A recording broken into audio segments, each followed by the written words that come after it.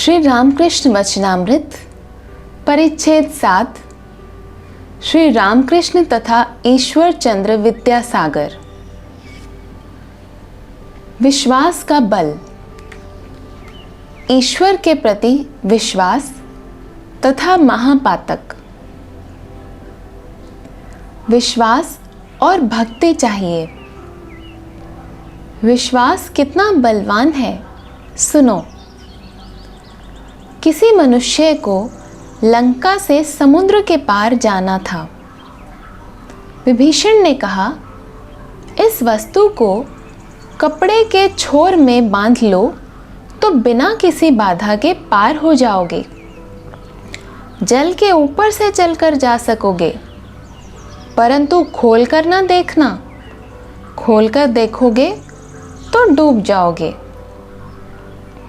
वह मनुष्य आनंद पूर्वक समुद्र के ऊपर से चला जा रहा था।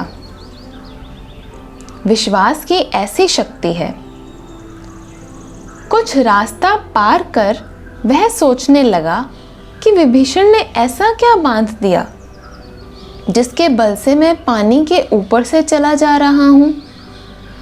यह सोचकर उसने गांठ खोली और देखा तो एक पत्ते पर केवल राम नाम लिखा था। तब वह मन ही मन कहने लगा, अरे बस यही है। ज्यों ही यह सोचा कि डूब गया। यह कहावत प्रसिद्ध है कि राम नाम पर हनुमान का इतना विश्वास था कि विश्वास ही के बल से वे समुद्र लांघ गए, परंतु स्वयं राम को सेतु बांधना पड़ा था। यदि उन पर विश्वास हो तो चाहे पाप करें और चाहे महापातक ही करें, परंतु किसी से भय नहीं होता। यह कहकर श्री रामकृष्ण भक्त के भावों से मस्त होकर विश्वास का महात्म्य गा रहे हैं। भावार्थ। दुर्गा दुर्गा अगर जपूं मैं, जब मेरे निकलेंगे प्राण।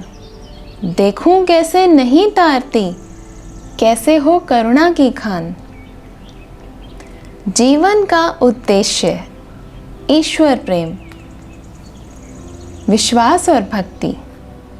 भक्ति से वे सहज ही में मिलते हैं। वे भाव के विषय हैं। यह कहते हुए श्री रामकृष्ण ने फिर भजन आरंभ किया। भाव यह है, मन तो अंधेरे घर में पागल जैसा उसकी खोज क्यों कर रहा है। वह तो भाव का विषय है।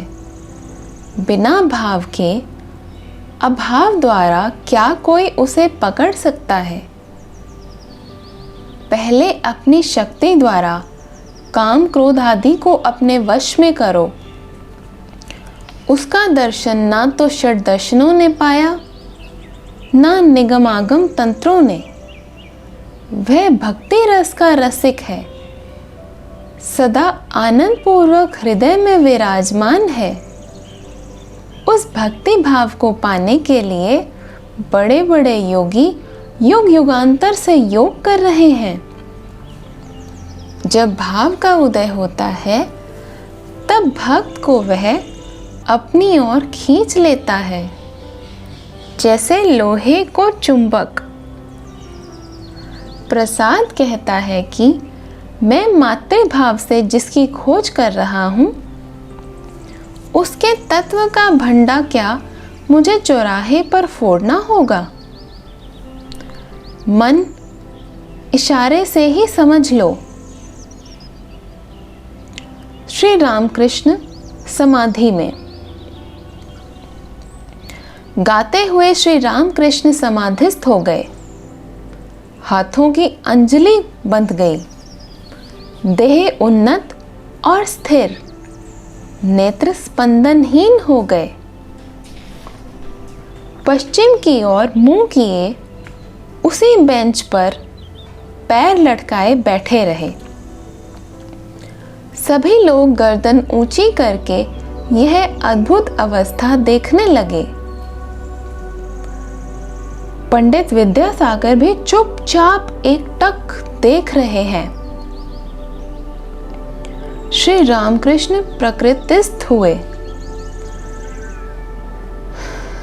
लंबी सांस छोड़कर फिर हंसते हुए बातें कर रहे हैं। भाव भक्ति, इसके माने उन्हें प्यार करना।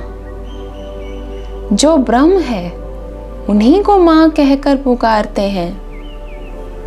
प्रसाद कहता है कि मैं मातृभाव से जिसकी खोज कर रहा हूं, उसके तत्व का भंडा क्या मुझे चौराहे पर फोड़ना होगा? मन इशारे ही से समझ लो।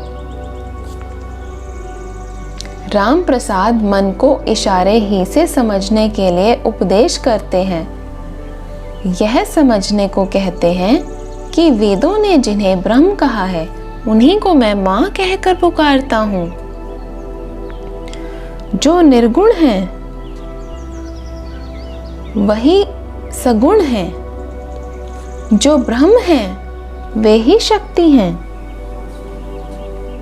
जब यह बोध होता है कि वे निष्क्रिय हैं, तब उन्हें ब्रह्म कहता हूं, और जब यह सोचता हूं कि वे सृष्टि, स्थिति और प्रलय करते हैं, तब उन्हें आद्या शक्ति काली कहता हूं।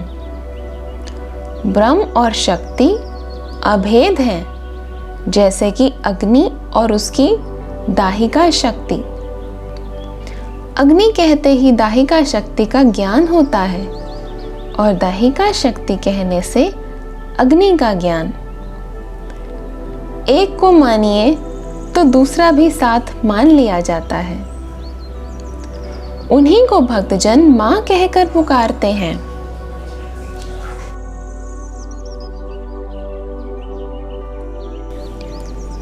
मां बड़े प्यार की वस्तु है ना। ईश्वर को प्यार करने से वे प्राप्त होते हैं। भाव, भक्ति, प्रीति और विश्वास चाहिए। एक गाना और सुनो।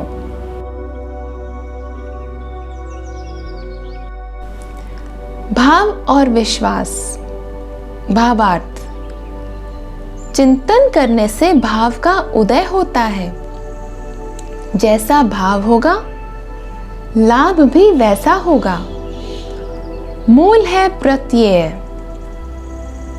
काली के चरण सुधा सागर में यदि चित्त डूब जाए, तो पूजा, होम, योग, यज्ञ कुछ भी आवश्यक नहीं। चित्त को उन पर लगाना चाहिए, उन्हें प्यार करना चाहिए। वे सुधा सागर है, अमृत सिंधु है। इसमें डूबने से मनुष्य मरता नहीं, अमर हो जाता है। किसी किसी का यह विचार है कि ईश्वर को ज्यादा पुकारने से मस्तिष्क बिगड़ जाता है, पर बात ऐसी नहीं। यह तो सुधा समुद्र है, अमृत सिंधु है। वेदों में इसे अमृत कहा है।